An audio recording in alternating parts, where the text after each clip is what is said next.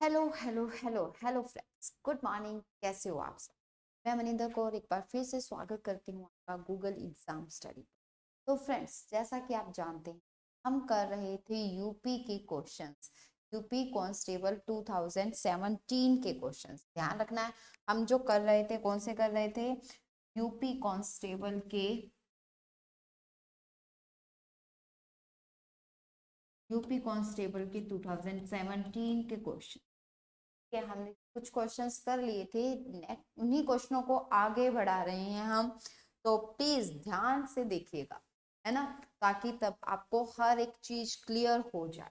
तो फ्रेंड्स देखो, क्वेश्चन क्या रहा है कि मैं रोज पढ़ता हूँ, इस वाक्य में क्रिया विशेषण का भेद है।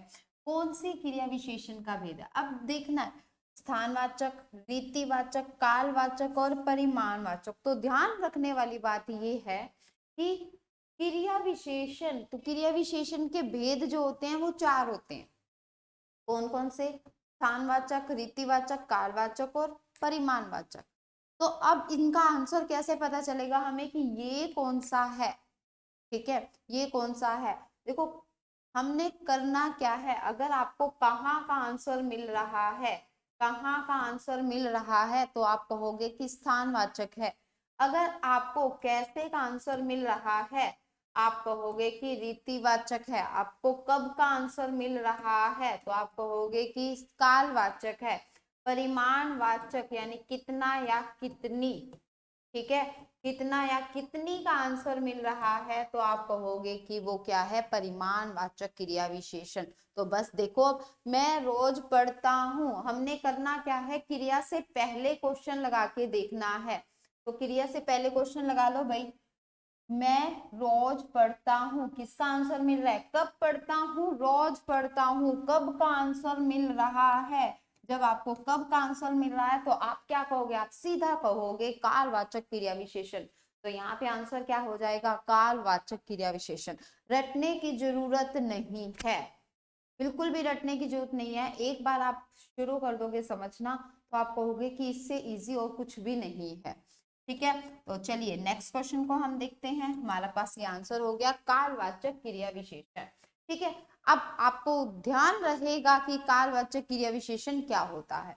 नेक्स्ट देखिए, निम्न में से योजक चिन्ह है। योजक चिन्ह देखना है भाई, योजक चिन्ह कौन सा है? चिन्ह, अब देखो ये किसका, किसको शो कर रहा है? ये तो क्वेश्चन मार्क को, यानी कि प्रश्न सूचक को, है ना। ये किसको शो कर रहा है? ये विस्मयादि बोधक चिन्ह है। ये किसको शो कर रहा है? ये योजक को शो कर रहा है। ठीक है, किसको? योजक चिन्ह। तो योजक चिन्ह क्या है भाई? ये ही है योजक चिन्ह। और ये किसको शो कर रहा है? विकल्प को शो कर रहा है, यानी कि विकल्प सूचक को शो कर रहा है। तो यहां तक बात समझ आ गई सबको? यस। अब देखिए नेक्स्ट क्वेश्चन क्या कह रहा है। नेक्स्ट क्वेश्चन है हमारा, घी के दिए जलाना मुहावरे का अर्थ क्या है? घी के दिए जलाना मुहावरे का अर्थ क्या होता है?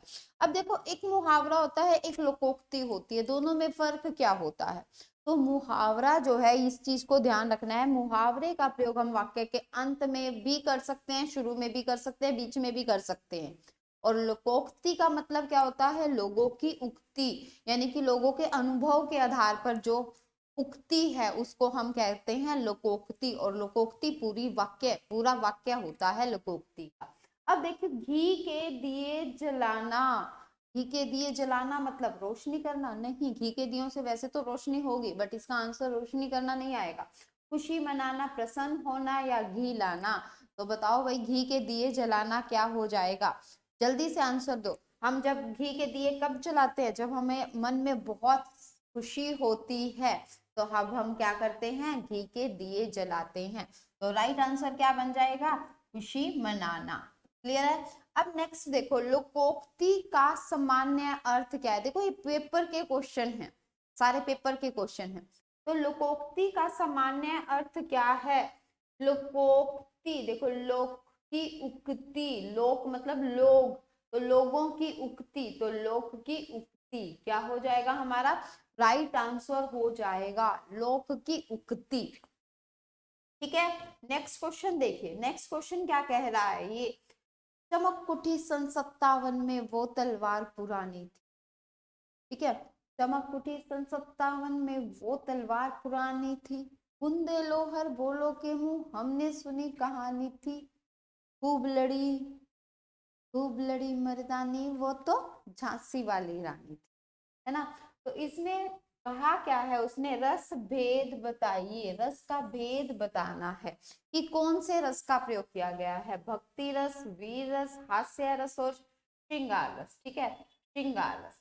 अब देखो यहाँ पे किसका प्रयोग किया गया है, भक्ति रस नहीं भाई, भक्ति रस तो हम भगवान का नाम लेते हैं तो तब वो आएगा, भक्ति रस है। वीर रस सुनकर जब जोश बन जाता है हमारे अंदर, जैसे ही हम कविता को सुनते हैं तो जोश हमारे अंदर ऐसा जोश बन जाता है, जैसे मान लो मैं बोल रही हूँ चमक उठी सन 57 में, तो हम इतना जोश भर जाता है कि झांसी वाली रानी तो हम ही, मैं हूँ झांसी वाली रानी। ठीक है, तो अंदर जब जोश भर जाता है वो होती है वीर रस वाली कविता। तो यहाँ पे कौन सा आ जाएगा, वीर रस वाली कविता है। हास्य रस जिसको पढ़ के हमें हंसी आए, जिस कविता को पढ़ के हमें हंसी आती है वो होता है हास्य रस। श्रृंगार रस, प्रेमी प्रेमिका की जब बात होती है ना, एक प्रेमी ने प्रेमी से मिलन किया, जब संयोग हो गया, उनका विछुड़न हो गया, वो आता है श्रृंगार रस। ठीक है, तो अभी यहाँ पे क्या हो रहा है, हम जोश से भर रहे हैं, जोश से भरने के लिए कौन सा रस आ जाएगा, वीर रस।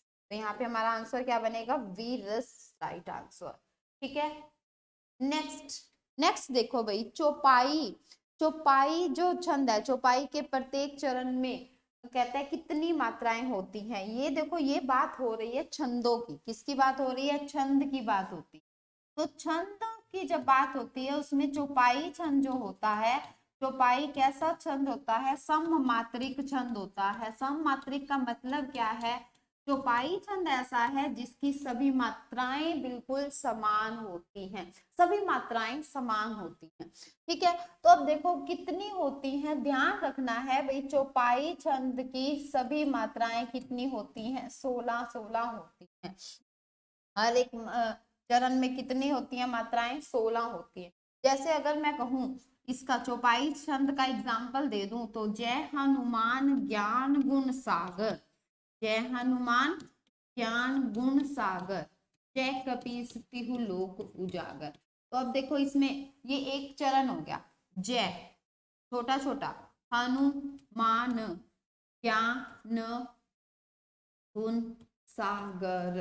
तो अब देखो 1 2 3 4 5 6 7 8 9 10 11 12 13 14 15 और 16, तो कितनी मात्राएं हो गई, 16। तो इसको ध्यान रखना है, 1 1 जहां पे 1 1 है उसको एक एक मात्रा, जहां पर ऐसा है उसको 2 मात्राएं काउंट करनी।